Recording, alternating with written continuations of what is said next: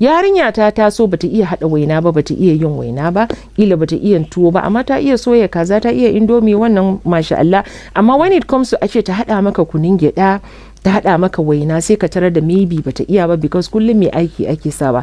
To ita bata iya ba, maybe sai ta zo aure crash program.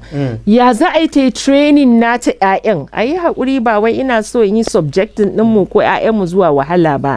Duk da zamani ba abin da yake kawo, amma gaskiya lamarin masu aikin nan sai mun duba. Idan muna da masu aiki, ƴaƴan ma mu yi kokari mu yi involving din su actively a cikin aikace-aikacen da suke a gida, saboda yana daga cikin abin da ya taimake mu, su ma ya kamata ya taimake su. Kai yaro ya taso bai iya wani skill ba, bai iya komai ba, yana ne yana zo ne saboda ya samu gatan masu aiki su yi musu aiki.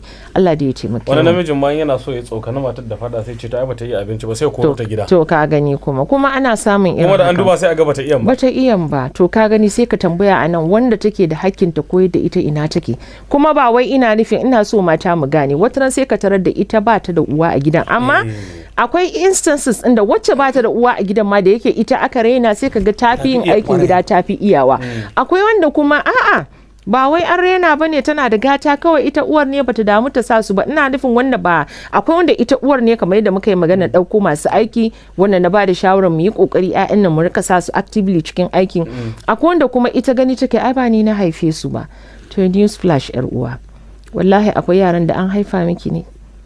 Da yawa ma, me yasa muke ganin wata sai ka ga yanzu kan ka sani cikin shekara nawa ta zuba yara 5, 6, 7, 8, wata kuma da ƙyar za a samu ɗaya, da ƙyar za a samu 2, wata kwata babu. A cikin dangi dukkan muna da shi, kawai ya rage mana ne mu san yadda za mu yi, ko mu ɗauko su ko kuma a'a ba ma sai mun ɗauko su ba, daga nesa mu taimaka musu.